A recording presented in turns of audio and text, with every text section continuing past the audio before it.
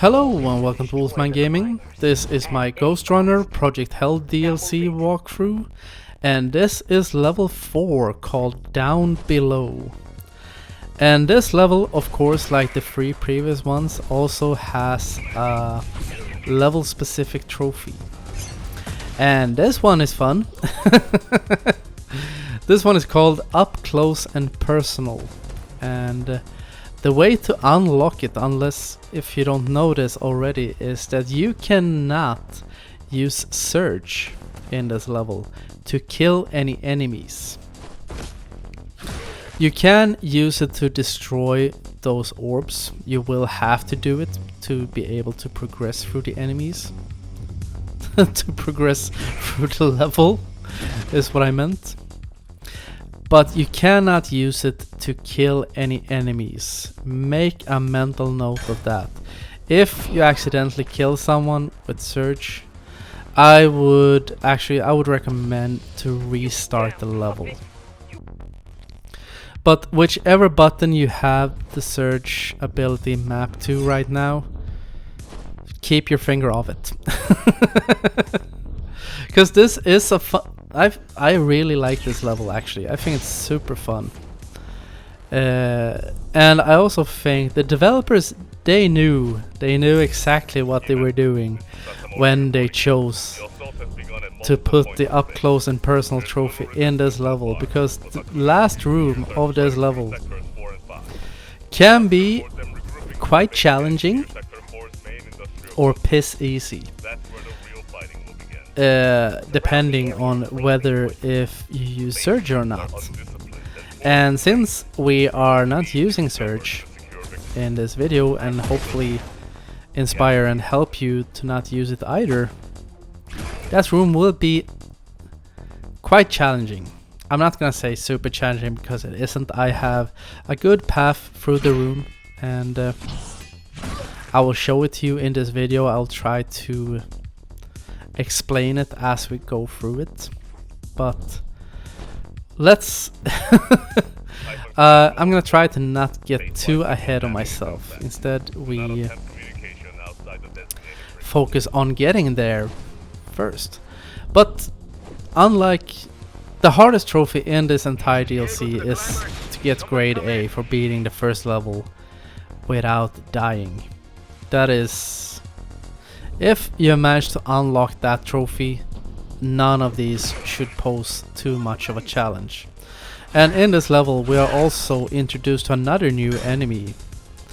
We met him back at the beginning, those sledgehammer dudes. Let's call them Hammer Bros. Little blink towards, or a little wink towards Super Mario. But unlike the Hammer Bros in the Super Mario games that can be such trolls. Anyone who has played Super Mario through the years probably hates Hammer Bros. I know I do. Even though I am not a big fan of Super Mario games, never been actually. Don't think they're bad in any way, shape or form, just never been a super big fan of them. Don't know why. I think... yeah.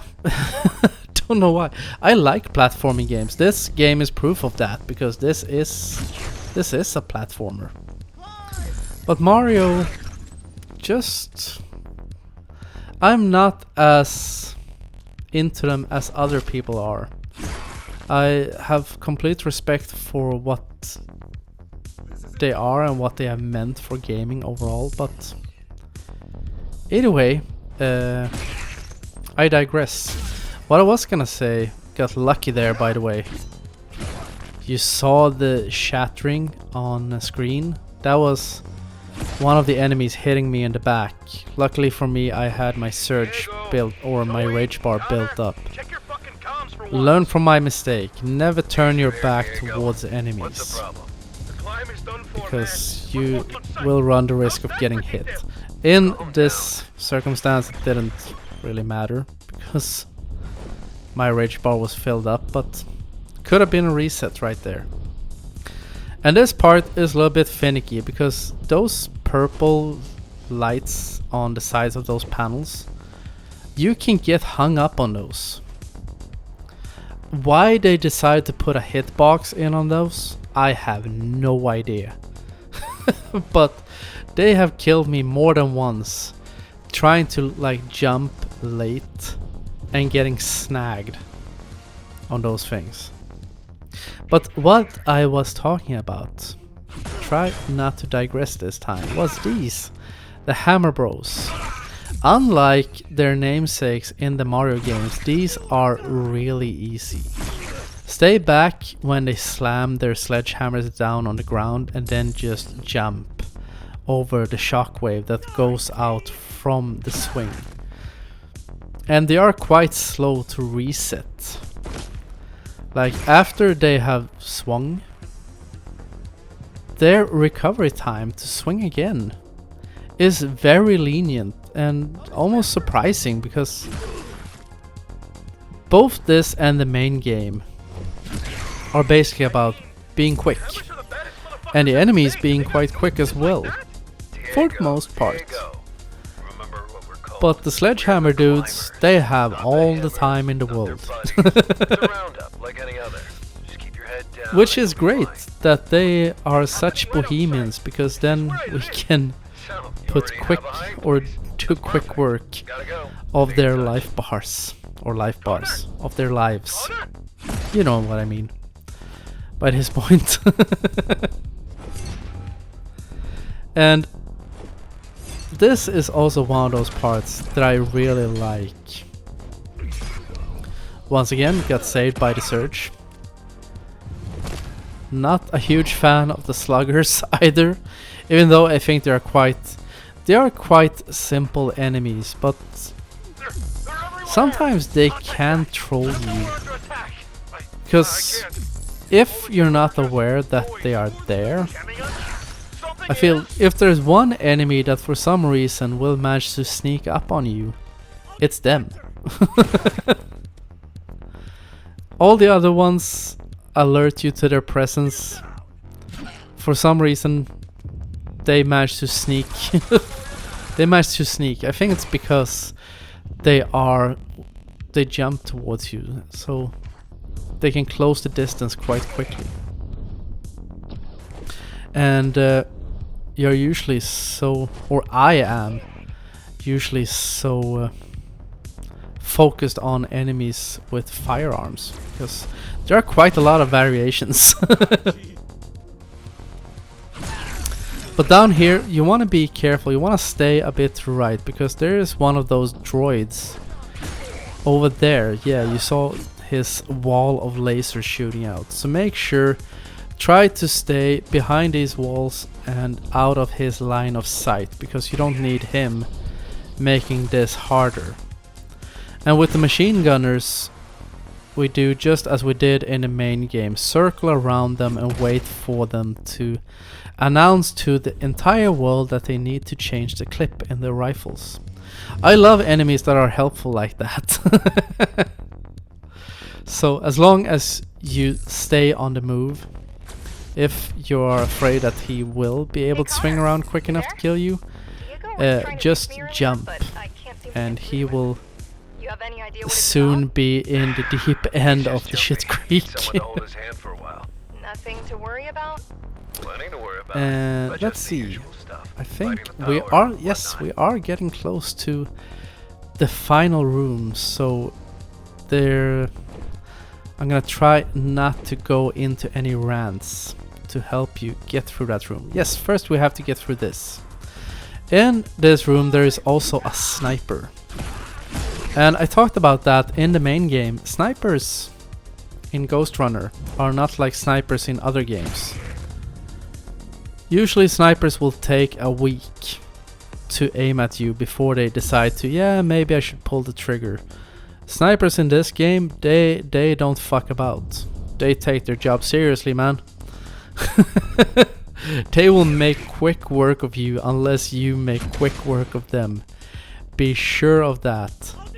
So when you round that corner, go for the kill immediately. Because take 1 second too long and he will clock you straight in the face. Now you holding up? Are the bullies gone yet? And this is a puzzle I really like, because this is surprisingly challenging. Looked super smooth in the video, but that can take you quite a few attempts. But the good thing is there are no enemies in there, so you can take all the time you need. And sometimes it's if you mess up, it's quicker to just reset the room, because it is quite a small room. But I must say, I really like these platforming sections, and especially in here in Project Hell, because the platforming works a little bit better in this game. I think it's better designed overall in the main game, but it seems like Hell, her grip is more consistent than Jack's. And this is the final room, so I'm gonna talk you through this. Jump over that first sledgehammer guy, go for the gunner, second sledgehammer guy, move up here, go around, there's a shield guy down here to the right, take him out, and there's a gunner over here, and we go back to the beginning of the room. Follow the exact steps I did and go clockwise around this room. It will make all these melee fellas with the batons chase you down to the start. And just move around, take these guys out. Don't go too far into the room, because when you have killed these melee guys, there will be 2 sluggers remaining. You see, there are still 2 arrows up there on the bar in the middle, and that is 2 sluggers. So you don't want to go in too far, so one of them gets an eye on you and jumps down and slams you in the back before you have taken out the melee guys. And before you decide to take these sluggers on, make sure you know where both of them are. That is the challenge of this room. So follow the same path I did. On your first loop around the room, take out the enemies I did, and it will make it as easy as possible, since we cannot use search. But I want to thank you very much for watching, and I will see you again in my next video. So until next time, this is the Wolfman signing off.